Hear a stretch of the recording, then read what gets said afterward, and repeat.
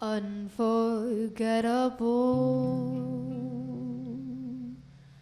that's what you are. Unforgettable,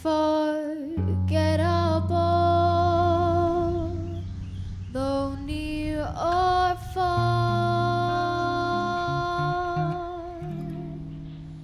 like a song of love that clings to me. My favorite memory of Professor Lofflin is a reoccurring memory. It would happen every day before class. He'd come into the room, he'd set down his coffee mug, and he'd always open up his pocket watch, and I just always looked forward to that. So in that class in communication ethics and law, we did a mock trial, and I was a lawyer for one of the sides, and it was one of the most nerve-wracking things I've ever done. Lofflin, at one point in time, he wrote on a little sticky note and put it over on my piece of paper that says, "That was fantastic." And then later on, he gave me another little sticky note that says, "I would love to be your editor," which was one of the best things I've ever received from him or from anyone in general. There was another time when he pulled me aside again. He always pulls me aside, and it seriously boosts my day so much.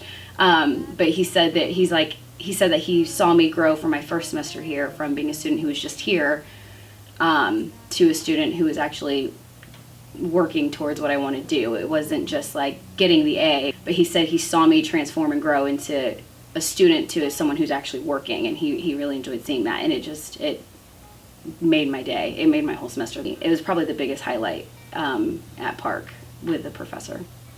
My favorite memory with Lofflin is not appropriate, but I'm going to tell it anyway.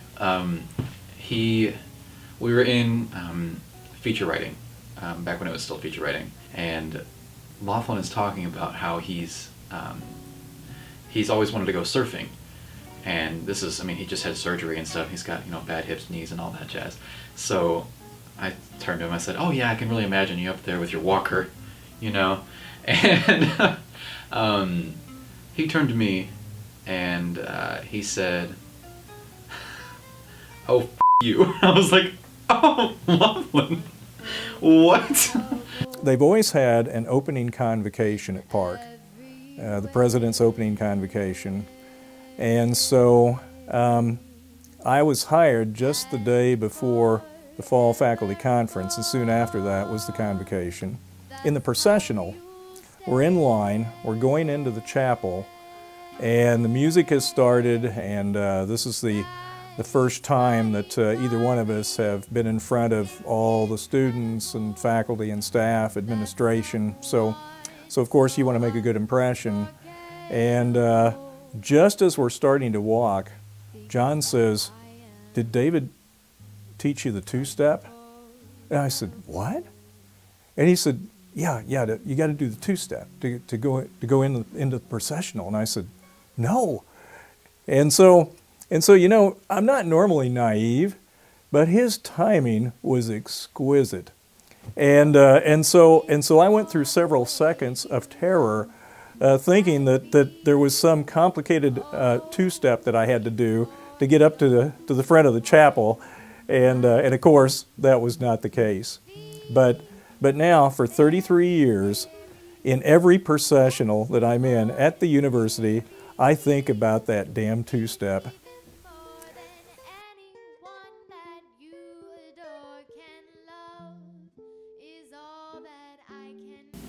I'm a big guy on like philosophy, and I like the Greek mythology stuff, and what I'm saying, like the ancient, like Aristotle and all that. So when he introduced that to me, man, and it was like another Bible, but not the Bible, of course, you know what I'm saying, but like dude, like the stuff he taught, and like the different perspectives from all of these great names, like down in history, and how they deconstructed like what life is supposed to be, and what a lie is, and what the purpose of life is, or like the 2 W's, journalism. It really boils down, like if you read those books and comprehended it, and I'm pretty sure, if you soaked up some more knowledge that surrounded the same subject, I think you'd be A-okay in life. Lofflin has always pushed me. he made sure that he saw the skills within me and made sure that I reached my fullest potential. I honestly, at the beginning of my educational career here at Park, I knew I could write. I knew I could read. I knew I could comprehend things. For God's sakes, I go to college. But I didn't know what I could really do. And with working with Lofflin, he really pushed that limit with me and made me see that I can do things and I can write amazing things, and it was really impressive. I impressed myself because he believed in me and in what I could do and gave me those tools to succeed. Like I said, I really don't think I could have figured that out without him. I think the greatest thing that I'm going to take away from my time with John Lofflin here at Park is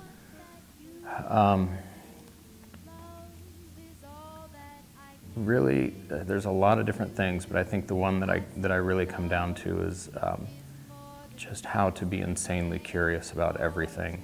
How to look at any situation, any interview or any piece that I'm writing, and sometimes it's hard to dig into those things, but I think working with him, I found that anything can just open up these worlds of possibilities, and asking good questions, and maybe more importantly than the questions that you ask, really listening to the answers. And when I started here, I certainly thought that I had a lot more of the answers than I actually do.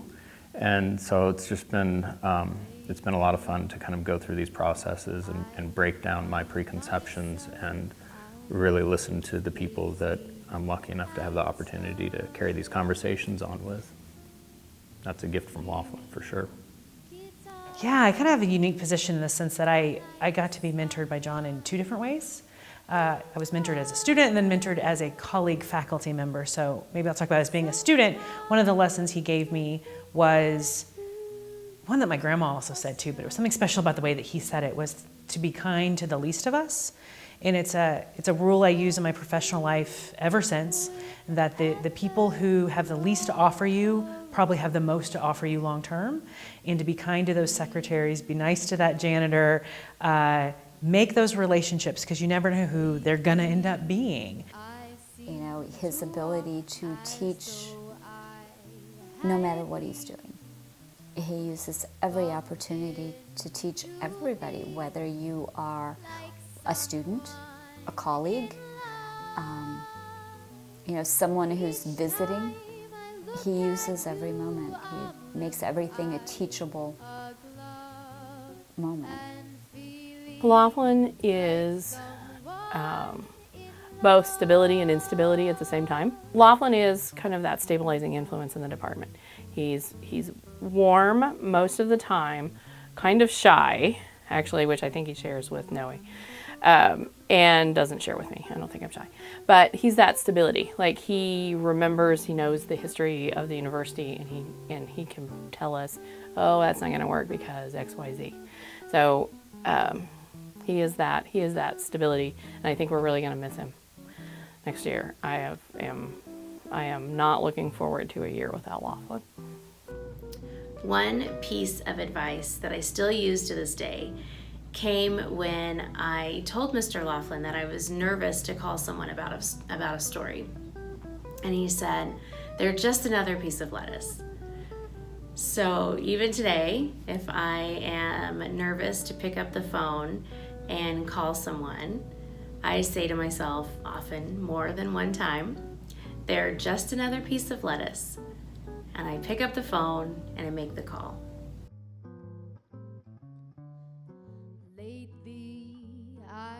I think that the impact that Lofflin's wisdom has had on me is the most meaningful thing that I've learned from him over the years. He always has brought such light to dark situations, I think, in the most interesting ways. It wouldn't be, like, oh, cheer up. It would just be a lesson that I have learned from each experience I've had over the past few years.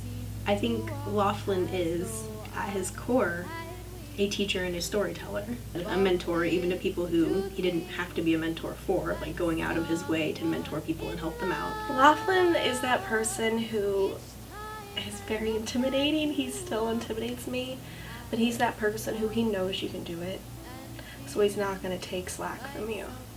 You know, he's kind of that parent in a sense of, I know the work that you can deliver. Why are you trying to do anything other than great? Because I know you've got it in you. So he's definitely that person who pushes you.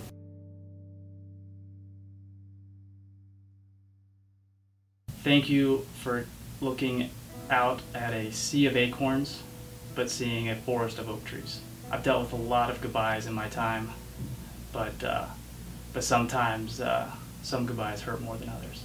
This is one of those goodbyes where you know it's going to hurt more than the regular goodbye. So farewell, safe travels, and hopefully we'll see each other in the future. Professor, we're all going to miss you. We all love you like a father/grandpa. And I hope your softball career goes as best as it can. Hope you play into your 90s. Hope it goes well for you. I don't know if anyone knows this, but my parents weren't going to be able to come to my senior night when I was playing volleyball at Park, and John Lofflin was there to save the day. He showed up with his blazer on, ready to walk me out. It was pretty spectacular. You always, here I go, waterworks, cue the waterworks. You always went above and beyond the call of just being a college professor, and for that I'm forever grateful to you. You always made me feel welcome, and you always explained things to where everyone would understand, not just the smart kids in your class. I was the smart kid. But seriously, I know you're gonna dominate retired life just like you dominated being a professor and you dominated being a journalist. You're just a beautiful human being and a beautiful soul, and I'm lucky to have got to sit through plenty of your lectures. You're wonderful, and I appreciate you, and I wish I could articulate more about how much I care about you as a human being and how thankful I am to have crossed your path, and I hope someday we get to see each other again. So thank you again, and enjoy retired life.